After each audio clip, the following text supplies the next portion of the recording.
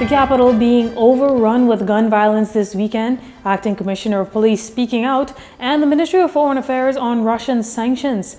Good evening, everyone. I'm Tyler Simonet with your JCN News for this Monday, March 14th. New Providence was wrought by gun violence over the weekend, with the first of 5 murders taking place in the Coconut Grove area on Friday afternoon. The latest homicides following a double shooting on Thompson Lane off East Street on Sunday. Our Austin Fernando was on the scene of at least 2 of those weekend killings and files this report. A bloody weekend here in the capital, wrought by gun violence, leaving 5 men dead, 1 in hospital, and criminal investigators with their hands full. The latest killings, a double shooting, unfolded Sunday afternoon, resulting in the 4th and 5th deaths to happen since Friday. The details, according to police, are that shortly after 6 p.m., police control received reports of a shooting incident on Thompson Lane, the same area of the country's second homicide over the weekend. Police press liaison officer Superintendent Audley Peters gives us more. Our officers were dispatched, and on the arrival of the first responders, they met 2 males suffering from gunshot wounds lying on the ground. The emergency medical services were dispatched, and on their arrival on scene, they examined the victims. One of the males was pronounced lifeless on scene. The other was transported to the hospital, where a short time ago he succumbed to his injuries.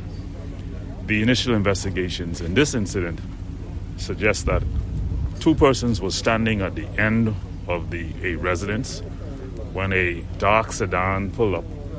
A lone gunman exited that vehicle and discharged his weapon at those 2 gentlemen, injuring them and resulting in their death. The 2 victims in this incident appeared to be in their late 20s. Superintendent Peters confirmed that there was no relation between the 2. Now, the police press liaison officer also notes that this murder could possibly be connected to the homicide that occurred on the same street on Saturday afternoon. However, investigations are ongoing. As for that particular homicide, which occurred sometime after 2 p.m. on Saturday, police received complaints of a shooting. First responding officers met the body of a man lying on the southern end of Thompson Lane, crouched against a building. Emergency medical services were summoned and pronounced the victim, said to be in his late 20s, dead on the scene. Here is Superintendent Peters with more on this incident. The particulars or the initial investigation suggests that a vehicle, which was a Jeep, came through the street as young men were gathered playing a game, and 2 occupants exited that vehicle armed with firearms and discharged those weapons at those young men. The number of them scattered. However, this victim was shot about his body and succumbed to the injuries. What we can say is that we have a promising investigation going on. Members of this community are assisting the police, and we're following significant leads that we believe that this matter is going to be resolved in the shortest possible time. Now, Superintendent Peters also told reporters that 4 young children under the age of 10 were also in the vicinity during the time of the shooting, some of whom were the children of the victim. At the time, asked if the matter is gang-related, Superintendent Peters told reporters that the streets are saying that it is. However, the police cannot confirm until the investigation is complete. Now, a 3rd killing occurred on Cordo Avenue, the 3rd homicide that occurred in a 48-hour time frame. This particular incident taking place at the intersection of Cordo Avenue and Blue Hill Road, just minutes away from the weekend's first homicide in Coconut Grove, that claimed the life of Vernal Stubbs, who was alleged to be the brother of convicted murderer Stephen Die Stubbs. As of now, police are unable to say whether these incidents are related. Superintendent Audley Peters tells us more. Sometime after 10 p.m. tonight, police were called to Cordo Avenue as a result of a shooting incident. The arrival of our first responders, they discovered a gray vehicle parked on the southern side of Cordo Avenue, west of Market Street. An inspection of that vehicle revealed an adult male suffering from wounds consistent with gunshots. A check of his vital sign and he was unresponsive. Hence, EMS was called. On their arrival, following the assessment of the technicians, they pronounced that male lifeless. The particulars at the moment are that this male was coming home, and as he pulled up to his residence, 2 2 vehicles pulled up behind him. Suspects exited armed with firearms. They discharged their weapon at the victim, hitting him multiple times on the scene. While police declined to give the identity of the victim, they did note that he is believed to be in his mid-50s. Additionally, with this being the third murder within such a short time frame, police are making a strong plea to the public to do all they can to assist police in their crime fight. When asked how busy this recent slew of homicides are keeping the police, Superintendent Peters had this response. It's keeping us very busy. There is a network of officers doing what we consider as an intelligence-led canvassing of communities, and that is much I'm at liberty to say with that at the moment. However, our investigations are very promising. I could say that tomorrow morning at 11 a.m. rather, Deputy Commissioner of Police, Mr. Clayton Fernando, will address you, the media, and share with you some of the initiatives that we intend to put forward to secure the mindset of the public, as well as an update on the progress of the various homicides that would have occurred. We seek to put some persons before the court within the week. Reporting for JCN News, I'm Austin Fernander. The Ministry of Foreign Affairs confirming that the Bahamas has joined countries that have imposed financial sanctions on Russia as Russian forces are in its 19th day of its invasion of Ukraine. Conversations remain ongoing between the Bahamian government and CARICOM member states regarding the sanctions recently imposed against Russia. In a statement released by Foreign Affairs officials, they are advising of recent orders from the regulators of the financial services sector and the Attorney General. The statement noting that foreign ministers of CARICOM have been charged by the heads of government to continue an active review of these matters and keep the heads advised. The statement also notes that the measures by the group of financial services regulators of the Bahamas direct all financial institutions to review dealings with Russians, Belarusians, and Russian and Belarusian entities on the prescribed schedule and report back to the Attorney General. The financial regulators have advised all financial institutions not to engage in dealings with Russians, Russian entities, Belarusian and Belarusian entities who are subject to international sanctions. The directive from the Central Bank, the Securities Commission, the Insurance Commission, and the Gaming Board issued on March 13, 2022 reads in part, regulated entities should apply the highest level of risk management controls to deter the potential for any misuse of the Bahamian financial system in the current global environment and indeed every circumstance.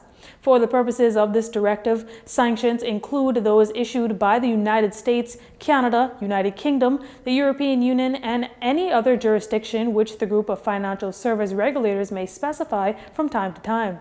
Now, Minister of Foreign Affairs Fred Mitchell, calling into Love 97's radio talk show Issues of the Day with host Christian Jones, defended why the Bahamas has joined the growing list of countries imposing sanctions on Russia. People say, why should we get engaged in this? It's not our fight. It's way over on the other side. Putin's done nothing to us. Why should we get involved in it?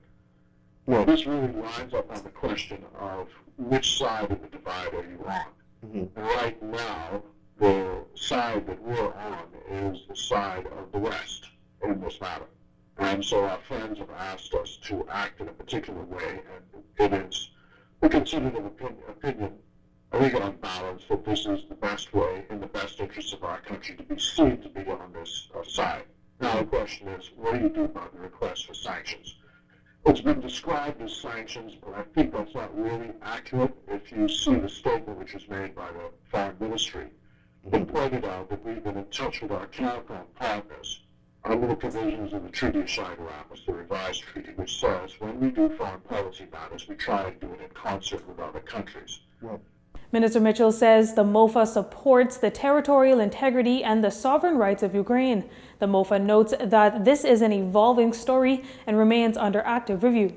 Russia's invasion on Ukraine is a major reason for why local drivers are paying record prices for gasoline. And with gas prices nearing the $6 mark across the capital, it's no doubt that locals are feeling the pinch. Leah Cooper has more. With more than 10% of the global petroleum supply coming directly from Russia, and with an active war in the country, doing business in Europe becomes significantly more expensive for gas operators. That said, our news team caught up with a few motorists this morning to see how this steady rise is affecting them. Take Leroy Thompson, for example, a bus driver for nearly 40 years. He says he's feeling the sting the most. 40, you see? So with the rise in the gas price, and then the bus fee ain't going up. The bus fee being the same now from 2006, and then the parts for the bus going up every day. Tire and niggas like $200-something. Every time you go to executive, the price go up. So it's really tough out here. In fact, he says the rise in fuel costs affect drivers more, and here's why. Like if you wait for someone, because you got to pay for the fuel, you got to, whatever they require a day, you got to give that to them. So sometimes you might end up going over nothing. Now, while most motorists are feeling the sting, some think dealing with higher gas prices requires a certain degree of prior planning. Here's 47-year veteran educator Elaine Williams. And if you don't plan, you're going to fail in life. And in this kind of time, you need to know that you're never going to have one job that will take care of everything. So you've got to use all the skills that God has given you so that you can survive. And so I believe in multitasking. I believe in doing all that you can do other than just your one main job. And I think if you do that, you stand a better chance. Now, different circumstances for different persons. Some people are not in the privileged position that I am in, who happen to be a 47-year veteran educator who's retired and who planned for this time in her life. Everybody didn't have that opportunity that I had. And so you got to look at your situation individually. Today, gas prices are a few cents short of $6 per gallon. The cost at Rubis is now $5.52 per gallon. Esso is the highest now at $5.68 per gallon.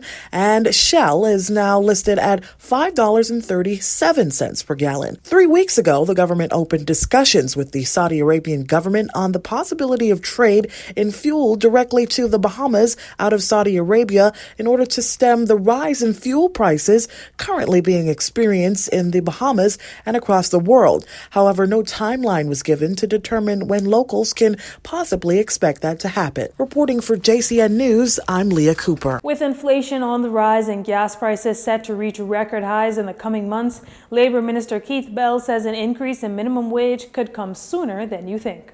Well, we anticipate the recommendations from the National Tripartite Council. Once we get those recommendations, I've already communicated with the Office of the Attorney General in respect to looking at the legislation. But once we get those recommendations, it will then go to the Cabinet, who will then make a determination as to what that will be and how we will plan on. Well, the recommendations, we anticipate those within the next 2 weeks from the Department of Labor. Once we get those, the paper will then go to Cabinet. There has to be widespread consultation, as you'd appreciate, with both the public and private sector, particularly our private sector industry, in terms of where we're going to go with it. And then once we get that, we will then come back and make a determination as to how we will proceed. Speaking at an open house on the campus of the Bahamas Technical and Vocational Institute, the Labor Minister says while he can't speak to the figures being recommended at this time, bringing this initiative is one of high priority to this administration. It is very, very significant. Obviously, what persons take home at the end of the day, it really weighs heavily. It's very significant. Come on, I can't overemphasize that enough. And so that is one of our major things that we hope to achieve in this administration, the elimination of minimum wage and the implementation of a livable wage. And so obviously the finer details have to be worked out, but we anticipate that we will definitely get through this during the course of this administration very early. You should see that very soon, some legislation.